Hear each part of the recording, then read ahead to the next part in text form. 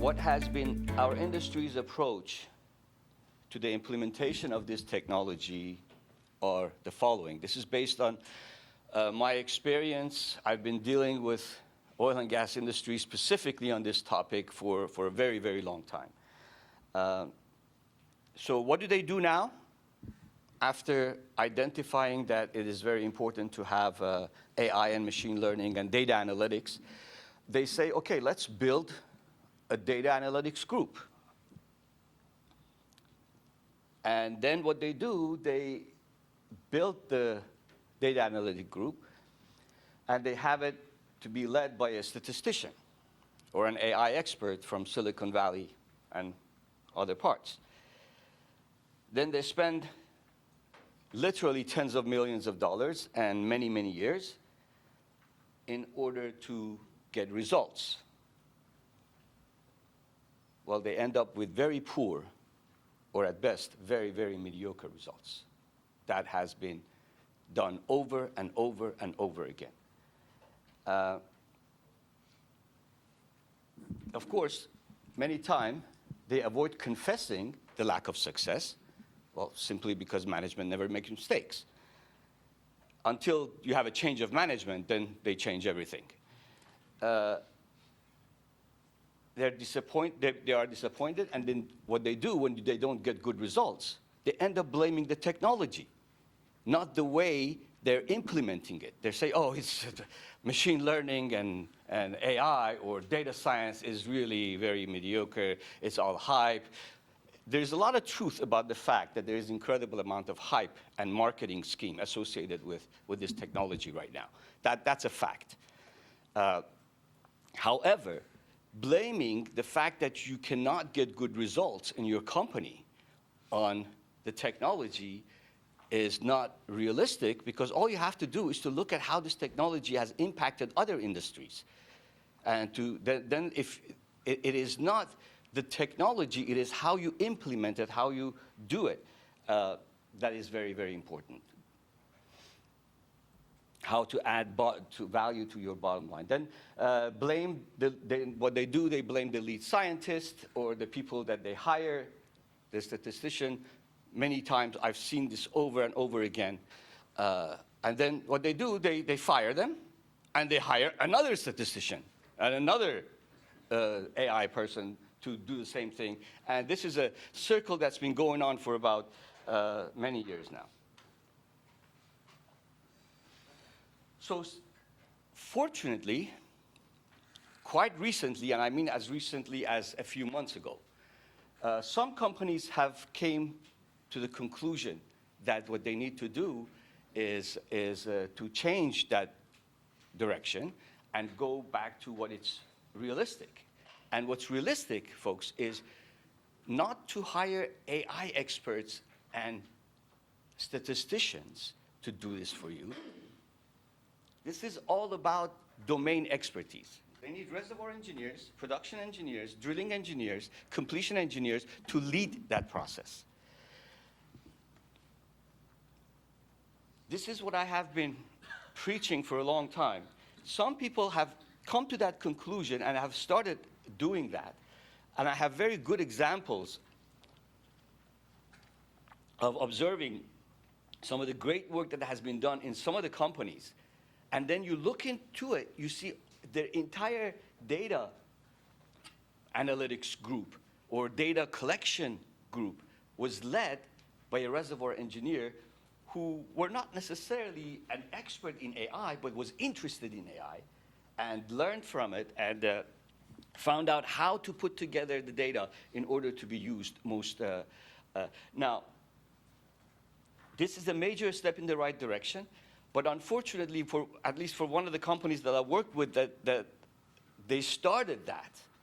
But then again, when you tell them, okay, good, now you need to do this, this, and this, it becomes very, very hard to do it. The idea has surfaced, they have come to conclusion, but implementation still sees a lot of problem associated with it. And let's hope that they will get over that sooner or later. And another problem that has been unfortunately been seen is when it comes to AI and machine learning, there has been so much marketing scheme, there has been so much hype and unrealistic expectation that people think, okay, all I need to do is I bring an AI expert in 6 months, I'm going to change my industry to it's not going to work like that. And this unfortunate hypes have overwhelmed our industry, and unfortunately, it happens at the highest level. The approach is a top-down approach. 90% of the approaches from AI usually goes from the CEO down. You don't see much of it that should go from the engineers and up. And whenever that approach has been taken, a lot of the success has been a lot more than the otherwise. A correct approach to the application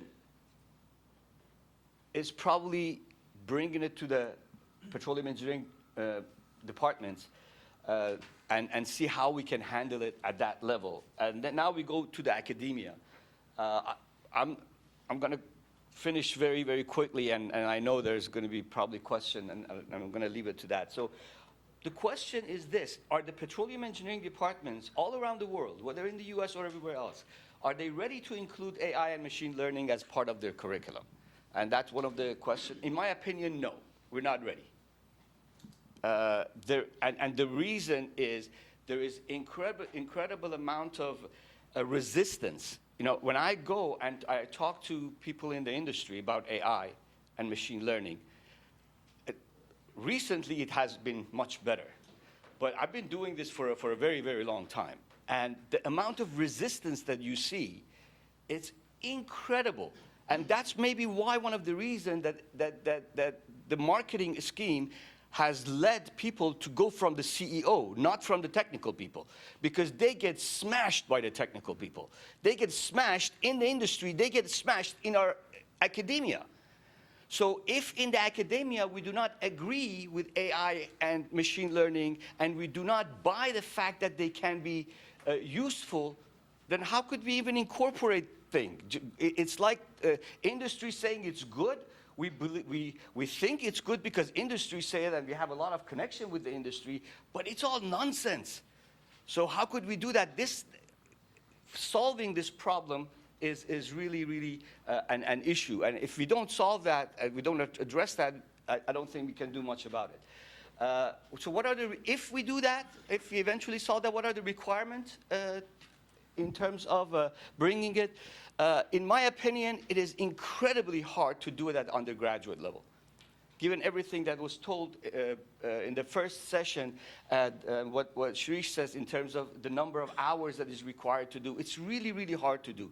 The best probably we can do, have one, maybe 2 courses at the undergraduate level, maybe elective, to have them learn. They do right now statistics, do machine learning a bit, at a very, just a very basic idea. But then, in the graduate program, in my opinion, you have to have a complete different program called, in my opinion, Petroleum Data Analytics, where you solve every petroleum engineering related problem from drilling, well testing, reservoir simulation, petrophysics, all of them have them a data analytic and AI approach to it.